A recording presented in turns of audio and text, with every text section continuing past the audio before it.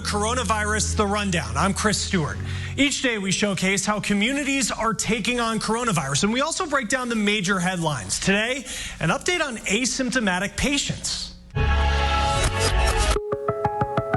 The World Health Organization is clarifying one of its top doctors' comments that people with coronavirus but no symptoms rarely spread it. After some backlash, it says the comment was based on a small set of studies, and the question is complex. It says asymptomatic cases are clearly part of the transmission cycle. Experts across the board say it's important to wear masks and keep 6 feet of social distance. The Fed is expanding another resource for businesses impacted by coronavirus. It'll take on more loans under its Main Street lending program and lower the eligibility requirements. The program's designed to help businesses that don't qualify for PPP loans. The expansion comes as a new report revealed at least 3.3 million businesses closed between February and April. Coronavirus is fueling a record year for online shopping. A new forecast from eMarketer predicts e-commerce will jump 18% for 2020. eMarketer says that in just months, online grocery and click and collect orders have grown to rates that should have taken a few years to achieve. Now, if you go out to eat or go to a store, chances are you'll see employees sanitizing things like tables, carts, and handles. But doctors warn the sanitizers can cause burns and reactions for certain people. Alexa Liaco is asking how we can stay safe. Constant cleaning is a part of daily life in the age of COVID-19, but experts warn the safety measures businesses are taking aren't always family-friendly. Depending on the strength of a lot of these disinfectants, they can cause damage to the skin. They can react like a burn would be, present as a significant redness or swelling to the skin. One Florida family believes their baby got a chemical burn after sitting in a Walmart cart sprayed with disinfectant.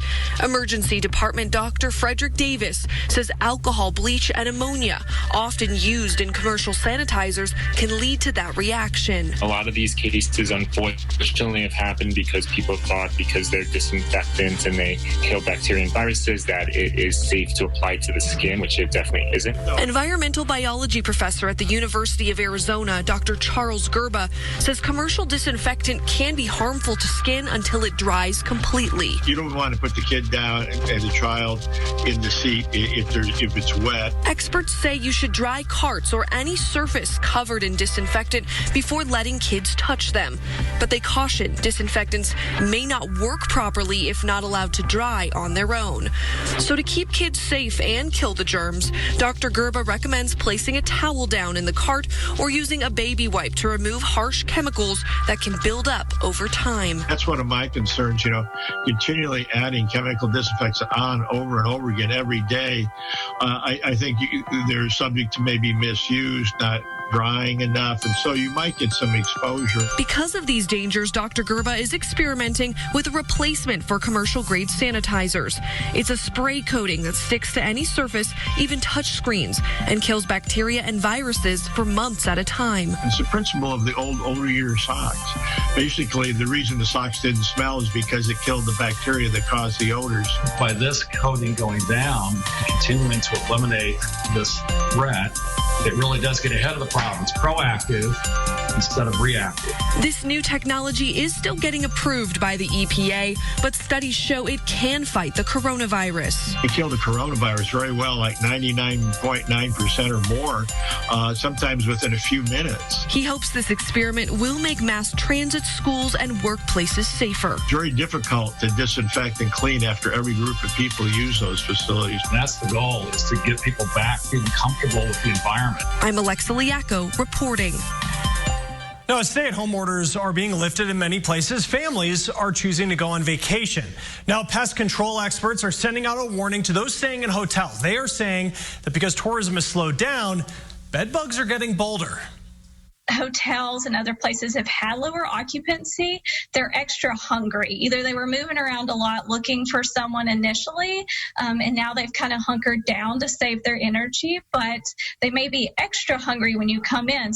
Bed bugs usually hide in dark areas like corners, but they may now be easier to spot. So you should keep your luggage on hard surfaces when you enter your room, and you want to inspect the bed and drawers. And if you do find bed bugs, tell the hotel, ask them to be moved to another room. But it is important that you don't end up in an adjacent room. Bed bugs can make their way there through the plumbing or other holes. There's a lot of evidence to show that the adjacent rooms, even above and below, so the ceiling and floor, those rooms as well, can easily become infested as bed bugs crawl around in search of food on their own. Now, if you think you brought bed bugs home with you, you should put all your clothes in the dryer on high heat. That kills all bed bugs. And if you suspect you have an infestation, it is best to contact a professional. As more parents go back to work, a major question is who will safely be able to take care of the kids? Amanda Brandeis looks at the groups working on solutions. Daycares trying to serve their families face an uphill battle. A lot of childcare providers can't afford to go a few weeks or a few months without revenue, and they certainly can't afford to operate with fewer children and less revenue. Add into the mix higher expenses for sanitation and personal protective equipment. Katie Ham wants to see the government make investments into early childhood programs. Childcare was in crisis before the pandemic. I think it was more of a quiet crisis, and now it's front and center for a lot of Americans. She says many programs were barely making ends meet before the pandemic, and that half of Americans live in childcare deserts, neighborhoods where there's simply too few childcare options. We work long hours, and they can be unpredictable, and being able to have safe, adequate, affordable childcare was just not an option. As Dr. Julie Chellaby responded to the COVID-19 crisis in the hospital, she faced another one at home. When I got the call that there was a person who had stepped up to provide this volunteer childcare, I almost cried. I had a lot more free time on my hands. Charlie's Dang volunteers for COVID Childcare, an organization created to connect medical workers with free childcare from volunteers. You know, we knew right away, just talking to Charlize, our volunteer, that she was going to be great and the children loved her. A lot of hospitals have furloughed up to 70% of their staff in some cases. It's really important that once these medical workers come back to work, and childcare facilities are still often closed and they're still not socially distanced, that they have an alternative. Stanford University student Ryan Sislikowski founded the organization with branches now in Southern California, Seattle, and Reno. Another solution, the YMCA also stepped up to provide childcare for essential workers. Its goal is to eventually help the general public as more Ys begin to reopen nationwide. But advocates say the best solution as parents get back to work will require a lot of help from the government. The childcare community has asked for an investment of $50 billion to stabilize childcare. That is on par with what other industries have asked for. But Ham says the industry needs a long-term investment to not only help parents afford childcare, but ensure workers earn a livable wage. So that next time there is an emergency or a crisis, we have a childcare system that can serve everyone well, rather than a broken system trying to survive. In San Diego, I'm Amanda Brandeis reporting. Timeshare fraud is on the rise right now. Meet the couple scammed out of thousands in what seemed like a legit operation. And can your boss make you tell them what you did over the weekend? The debate about when workplace safety becomes an invasion of privacy.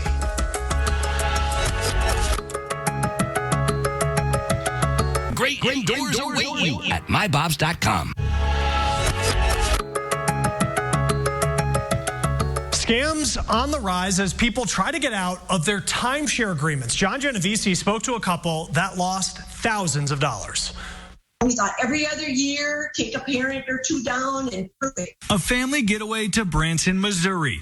Teddy and Ron Smith buying into a timeshare at an area resort. But as the years went by, it was something they no longer wanted to deal with. The couple attending a presentation from a company promising to get them out. I asked specifically several times, then our timeshare is gone. We will not be paying for a timeshare again. So the couple handing over $6,000. We thought we were in heaven because we got rid of our timeshare. The only problem is when over a year later, a maintenance bill showed up. Turns out the property was still theirs. Calls to the company that was supposed to take it over going nowhere. They're just saying, well, hey, you're not getting your money back. Too bad. There are so many scams out there. It's really very alarming. Alexandra Olson used to sell timeshares herself. Now she's CEO of Give Up My Timeshare, a company mainly buying and turning timeshares into vacation rentals. She says amid the coronavirus pandemic, with many resorts closed down and people worried about traveling, they've seen a surge. We actually had to hire a new call center, hire additional, representatives to handle the amount of calls that we have now. All from potential clients trying to offload something they no longer want. If you were selling a home or any piece of property, you wouldn't pay the listing agent before they've sold it. As for Teddy and Ron, they're finally out, free of a worry they hope will be a lesson to everyone. It was a good thing. It was going to be a good thing for our family until it wasn't. Businesses are making changes to workspaces to bring employees back safely. There's a question about how much influence they can have on what you're doing outside of work. Some employers are giving return-to-work surveys that ask if you've been around somebody who's been exposed to COVID-19.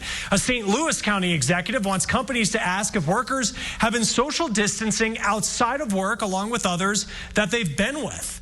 Now, the Society for Human Resource Management tells us employers, they have to be careful. It's not very practical to have an employer actually monitoring someone's social media, and you don't want to make an assumption either that someone is not social distancing just because you heard about it or saw it in a picture. They may have been with immediate family members that they've been through, been in the house with for a very long time. Now, she says if employers know that you haven't been social distancing and have been exposed to COVID-19, they can require you to work from home or self-quarantine for 14 days.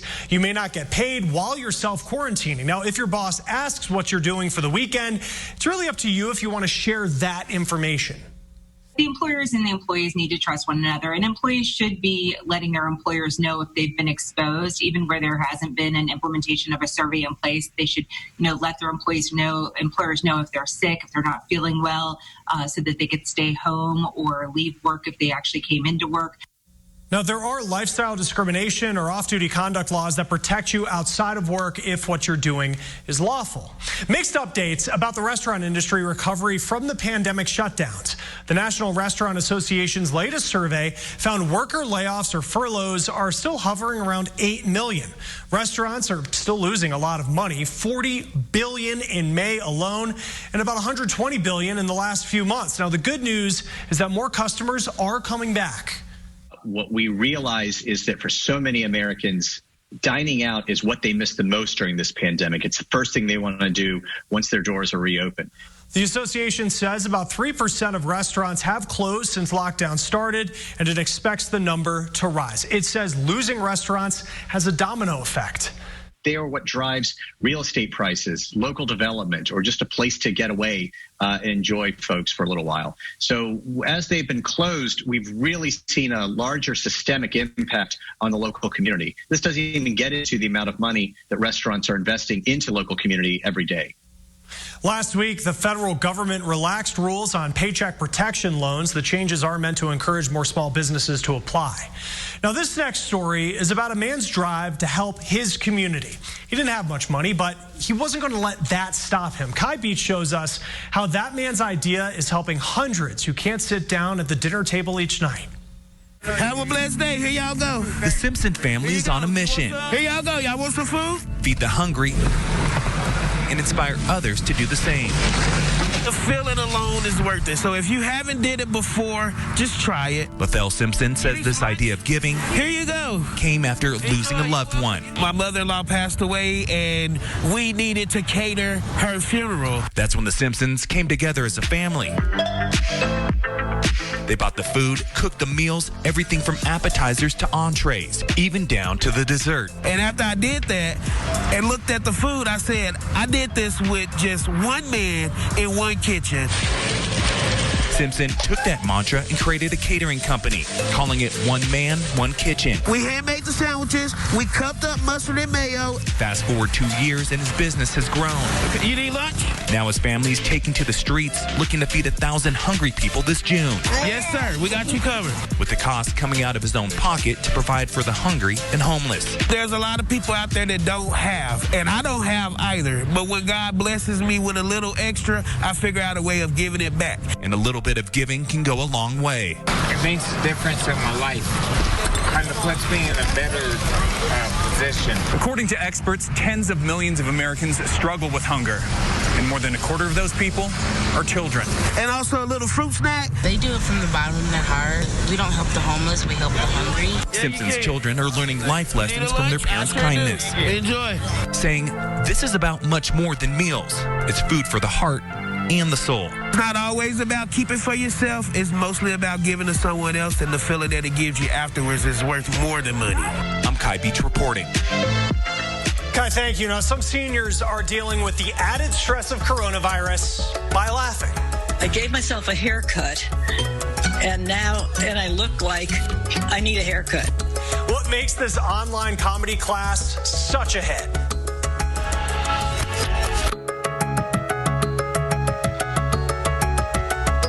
Precision Garage Door will be here for you.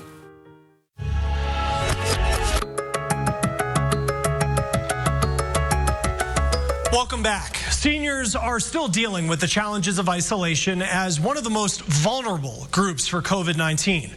As Usher Qureshi shows us, some are finding relief through comedy. Welcome. If you're new to the class, what we do is we make jokes, real simple. If you don't have jokes, it's really easy to make them, no big deal. It may seem awkward to think about finding humor in the midst of a pandemic. That gives us a chance to be absurd and creative. But these seniors have discovered humor is what's getting them through the isolation. It's kind of a blessing in disguise that this class was offered to us. Oh my God. Professional comedian Joe Firestone had the idea to start the comedy class with Greenwich House, a community organization that runs senior centers in New York City, 3 weeks before stay-at-home orders began. They quickly had to shift to Zoom, and that's become part of their jokes now, too. Zoom is so bad. I can see everyone's nostrils. Okay, you're great, Jimmy. Zoom is so bad getting on the right site. As you see, I had trouble this morning. I'm now in a new political party. You know how everybody says, like, stay safe at the end of these Zoom calls? And so we did the opposite of that. And you were supposed to say, like, go outside and don't wear a mask. And just, like, everybody genuinely saying it in that way that we've all heard so much recently. I think I'll take a nap. Everything from the realities of staying inside to haircuts are fair game and generate laughs. I gave myself a haircut, and I look like I need a haircut. I just gave myself a haircut, and it was so bad, even my cats are acting weird. One hisses and avoids me. The other has started barking. The original plan was for the class to run for 8 weeks. Now the plan is to continue as long as they can, giving both Joe and the seniors a release from the pressures of the pandemic, at least for an hour a week. You can't get down when you hear all these great things from people. And we're laughing, and, that's important today. We have to find humors. That's great. Well, she is known simply as Grandma at one hospital. We'll show you how this woman, a legendary seamstress, has become a hero to staff. Sandwiches. Get rallies delivered.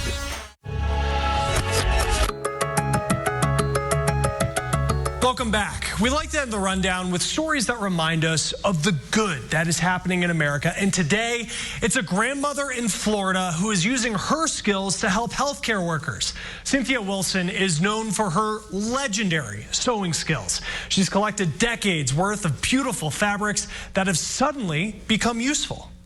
Everybody kept saying, get rid of it, the material. And I said, no, someday I might need it. Wilson decided to start making scrub caps to protect doctors and nurses' heads. The idea came after she made one for her granddaughter, who's a medical student. And that's all the time we have today for Coronavirus The Rundown. We'll see you next time. I'm Chris Stewart. Thanks for joining us.